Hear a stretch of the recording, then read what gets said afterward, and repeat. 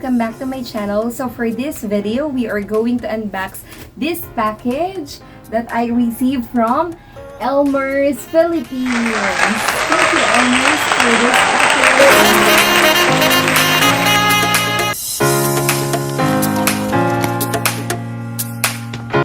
As I open the package, it has all the materials that you need to make a colored slime. So it has a glue that is washable, safe, and non-toxic. So this is a colored slime kit perfect for kids.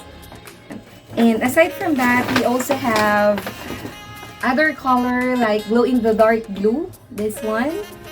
And then another glitter glue. Okay, so I'll be posting all the pictures of all the things that I received from Elmer's Philippines. These are the materials that I received from Elmer's Philippines. I'll be using all these materials to make a slime. Did you know that slime making is science? Yes, you heard me right. Most of the kids nowadays enjoy playing slime. Slime helps kids get in touch with almost all the senses. They focus on how it feels, sounds, looks, and smell. It is a thick, glue-like texture and can be made in a variety of colors.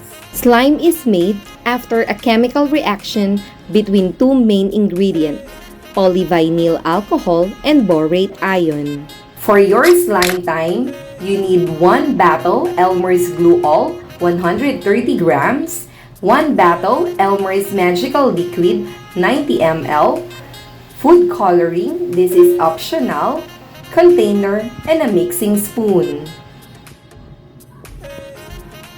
If the magical liquid is not available, you may use a contact lens solution instead, as it also contains a boric acid.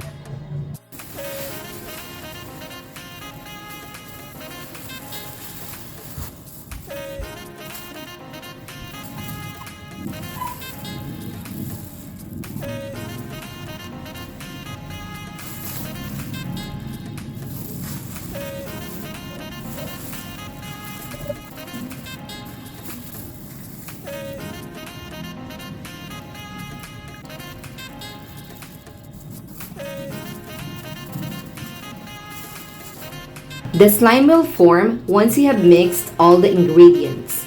The texture becomes more viscous or having a thick or sticky consistency. Slime is a non-Newtonian fluid because it has both solid and liquid properties. Thank you for watching this video. Thank you, Elmer's Philippines, my favorite glue.